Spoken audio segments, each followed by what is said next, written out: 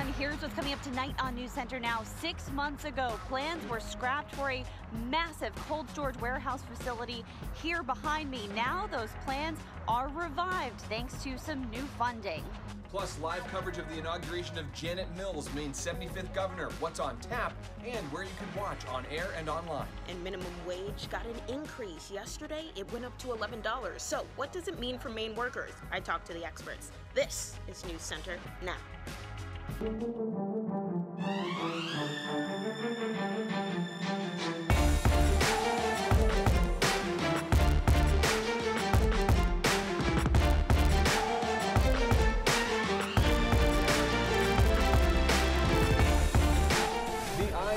Of our state will be on Augusta this evening as Janet Mills is sworn in as Maine's 75th governor. Good evening, I'm Chris Costa. And I'm Lindsay Mills. Over the next 90 minutes, News Center Maine will have live coverage leading up to the big event, which starts at 7 o'clock. In the meantime, we're going to check in live with Don Kerrigan, who is at the Augusta Civic Center. Don, what can we expect? Hi folks, the crowd is starting to enter and fill up at least the lower half of the Augusta Civic Center. We expect this is going to be a pretty big crowd. More on that in just a moment. Inaugural ceremonies are a mixture of just that, ceremony and message. This is a very precisely scripted event. It's actually a joint session of the Maine legislature. They will all be here. The President of the Senate will preside and actually administer the oath of office to Janet Mills. Now, last week, the Mills staff told us that they had 3,000 requests for tickets already. We expect that number has increased. So there'll be a lot of people here. They're excited for the event, but obviously the center of attention and the center of interest for them is Janet Mills taking the oath of office and then delivering her inaugural address, which will really be the highlight for a lot of them of this event. And Don, any clue right now as to what areas of focus she'll be directing her efforts early on? Yeah, we have some ideas based primarily on what Janet Mills has been saying, not just during the fall campaign, but over the last couple of weeks since she was elected. Healthcare, she has said, is number one, not just Medicaid expansion, but hunting for ways to make health insurance more affordable and healthcare itself, at least slow down the rate of increase in healthcare costs.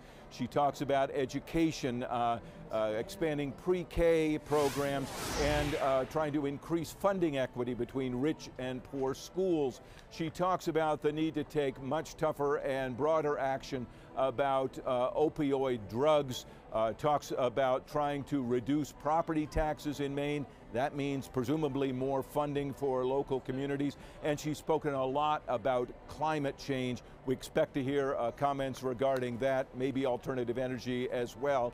For most Mainers, many Mainers at least, probably most, this will be their first chance to really see and hear Janet Mills at any great length and in any great detail. So this, for a lot of people, will really be their introduction to her and their introduction to her plans for running the state of Maine for the next 4 years. We'll find out in about 2 hours. All right, Don, thank you so much. And much more coverage, again, as you said, over the next 90 minutes here on News Center Maine on air and online as well. You can watch the live stream of the inauguration on our Facebook Live page starting at 7 p.m. It is also Paul LePage's last day with the title of governor. He tweeted, "It's been the privilege of a lifetime to serve as governor of Maine. I've been honored to serve the people of this great state for the past 8 years. Anne and I thank you for your support. I've truly lived the American dream and have tried to make it easier for Mainers to do the same." He also tweeted, "Anne and I wish Governor-elect Janet Mills much success as governor. If she succeeds, our state will succeed. I believe good public policy is good politics, and I hope the 129th legislature will put good policy forward. As I have said, I will be watching." Governor LePage's Twitter account will be archived today, and you can now follow him at Paul R. LePage, the number 1. All right, let's check in now with Keith Carson. Keith, it was very cold out there this morning, and then it got a little better as that sun came out to play, but still wasn't helping us any. It was still chilly. By the way, somebody has Paul R. LePage without the number? Right, that's why the Can they number just 1. Can they just give it to him? I think that's a good idea. Maybe we find out who the real at Governor Paul. This, Paula Pages. I tried to buy He's got it. KeithCarson.com, and the guy Yeah. would not sell it to me. So are you KeithCarson.com one? Or KeithCarson1.com? No, I don't want to tell people my website. I'll get too much hate mail. But anyways, let's have a look outside. As you mentioned, it was cold, and it still is. 20 degrees in Wiscasset, 25 in Portland, 10 in Rangeley, 9 in Greenville. This is important because we've got a little snowmaker moving through late tonight, early tomorrow morning. It's interesting because there are two parts of this storm. Typically, when these come together, you've got a pretty big storm, a nor'easter. They will come together, but not until they're east of us in Maine. And so what the result of our system tonight is basically the northern part of this system moves in and gives us that generally light snow late tonight in through tomorrow. So the first half of tonight is quiet, no problem. Clouds increase southwest to northeast, and a couple of snow showers around midnight, but most of it is 3, 4 in the morning it starts, and then thickens up. The timing of this is not ideal because here we are, morning commute, 7 o'clock, snowing pretty good, especially over southern and central Maine, continuing into the mid-coast and down east around late morning, and then wrapping out latest over down east Maine around 1 or 2 in the afternoon before clearing out. So guys, this isn't a big storm, just a couple of inches, but these sneak up on people sometimes. Gets a little slick out there in the morning. Thank you at KeithCarson1. In the headlines today, Lewiston police say the suspicious item found in a women's locker room on the Bates College campus over the weekend is a recording device. Police were called to campus Saturday after the women's basketball coach reported the suspicious item to campus security. Police are investigating to see if there is any information on that device that could lead them to a suspect or if a crime has even occurred. Smoke plumes visible for miles and Route 27 shut down for hours. This was the scene after a tanker truck overturned in Belgrade this morning. State police say the tanker truck was hauling nearly 10,000 gallons of oil that caught on fire. The truck went crashing into an SUV that officials say failed to yield the right of way. Both drivers suffered minor injuries, and the Department of Environmental Protection believes there will be no major impact to the area. State police are investigating the deaths of a man and a woman in South Paris. Police say the bodies of Heather Bickford and Dana Hill were found inside Hill's apartment next to the Market Square restaurant off Main Street.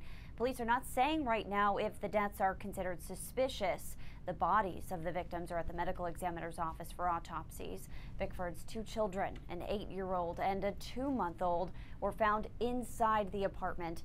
We will have more coverage tonight on News Center at 5:30 and 6. And lots of discussion about this incident on social media, specifically about the 2 children who are now in state custody. People are commenting about how sad they feel for the kids who no longer have a mom. Some people are also trying to set up donations for the children. Many times after incidents like these, police departments or schools refer children to the Center for Grieving Children.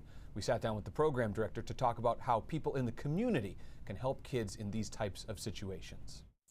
It's so layered and complicated that we would want to be concerned that the kids are someplace, first and foremost, someplace safe, and someplace where people can hear their stories of grief and answer their worries.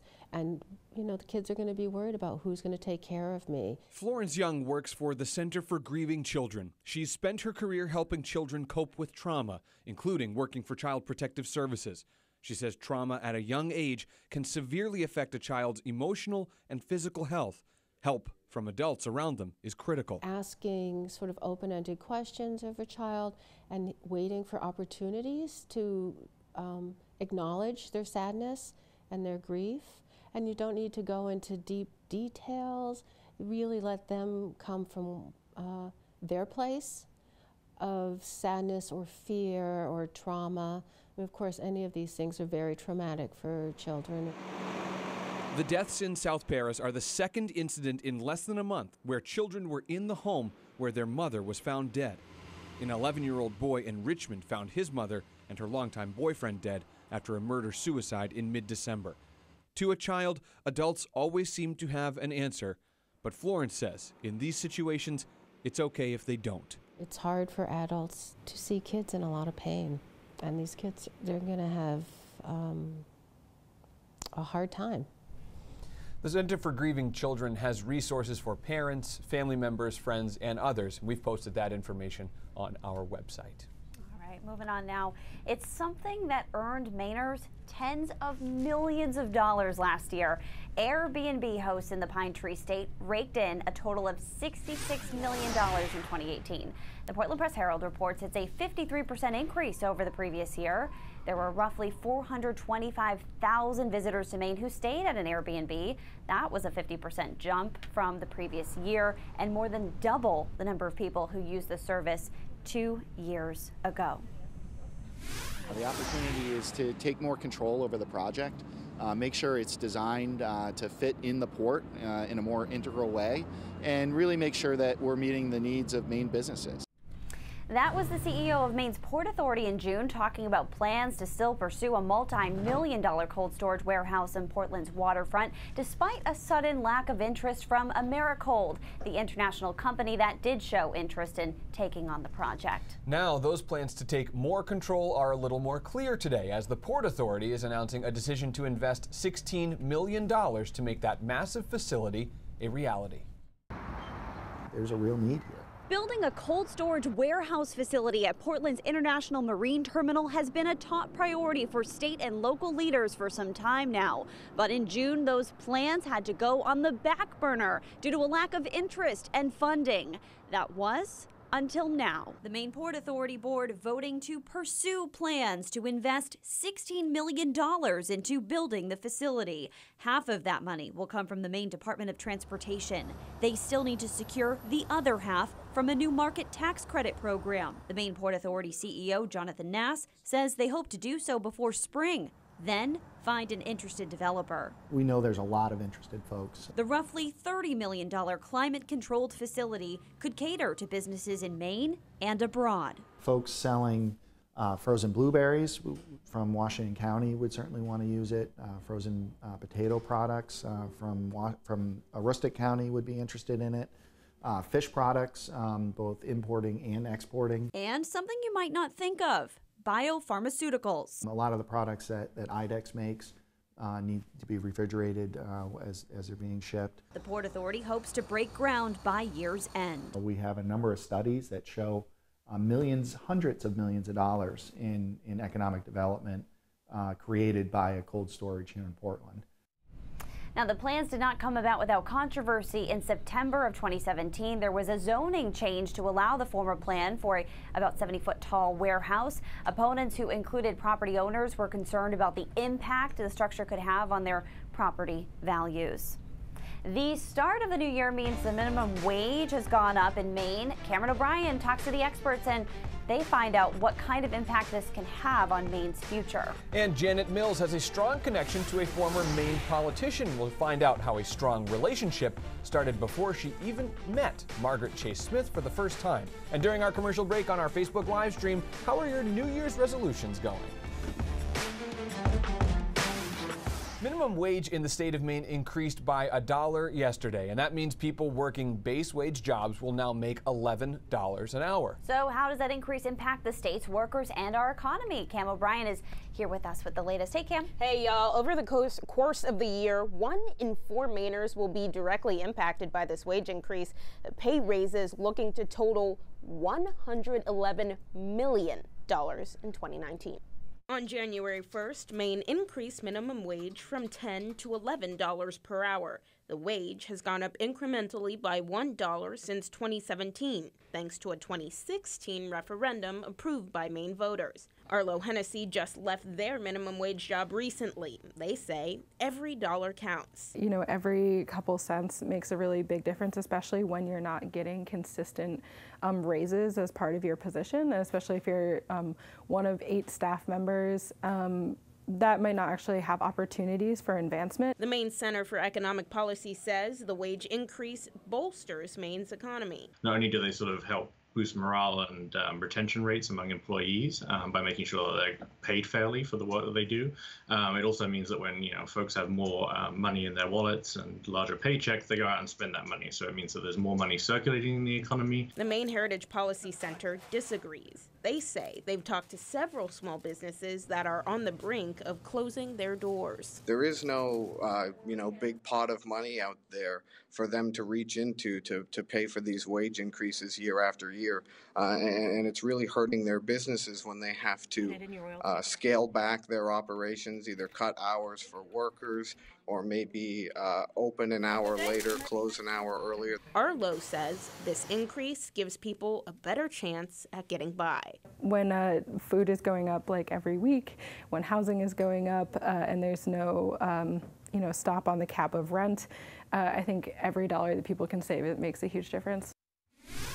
So we've gotten a lot of feedback from y'all on social media about how y'all feel about the minimum wage hike. Sabrina says, just don't complain when the prices go up. If you think the business owner is going to pay for the wage increase, you are naive.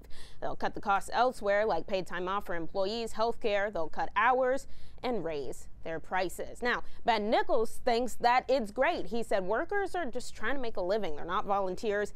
Get out of business if you cannot pay a living wage. So this is a huge conversation. We want to keep hearing from y'all.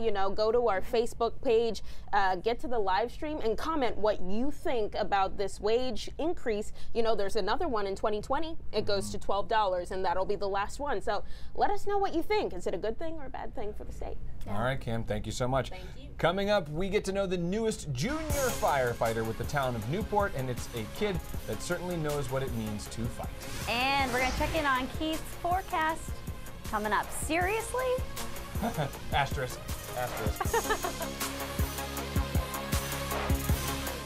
With Janet Mills' inauguration tonight, she becomes the first woman to serve as governor for the state of Maine. She joins the ranks with another trailblazer who also paved the way for women in politics for her political party. Mills has long been compared to Margaret Chase Smith, who was the first woman to serve in both the U.S. House and Senate, and the first woman from Maine to serve in either of them. But there was a connection between both women long before Janet Mills ever began her political career through a friendship Chase shared with Mills' father. Smith's relationship with Janet, however, all began with a letter. We didn't even know about it. And once she got elected, I think the story I heard is that Janet's sister found it and called it to the attention of Janet, and then it got out on Facebook, and then we saw it, and we found it very interesting. Reading the letter, that just about a week after Janet is born, Margaret is already making this prophecy that she has a lot to live up to. And 70 years later, she's gone on to live up to that. We'll have much more on the connection between Mills and Smith on this historic day on News Center Maine at 6. Now to a story that's going to lift your spirits just like a 9-year-old does for everyone he spends time with. News Center Sean Stackhouse joins us to tell us how one Mainer is making his way from a hospital bed to a fire truck. Hey, Sean. Hey, thanks, Chris and Lindsay. 9-year-old Brayson Dutton is battling cancer, and one of the things that has kept his spirits high is his goal of one day becoming a firefighter, and that came much earlier than he expected.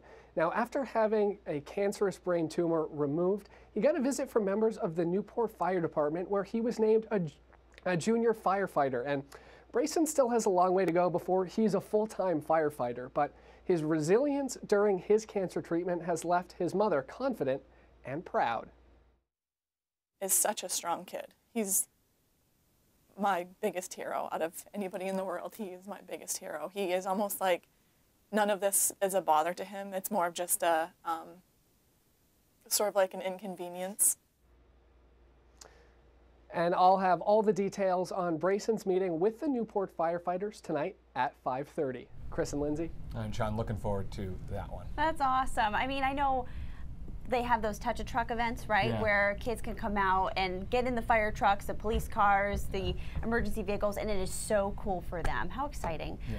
All right, checking in on that forecast. Yeah, with Stormy, that's part of it, right? We had to clean it up though, because Stormy is a mess. And we're gonna have kids over it, so we Keith's fault. It's probably cool for them to get in there and see the controls and all that stuff.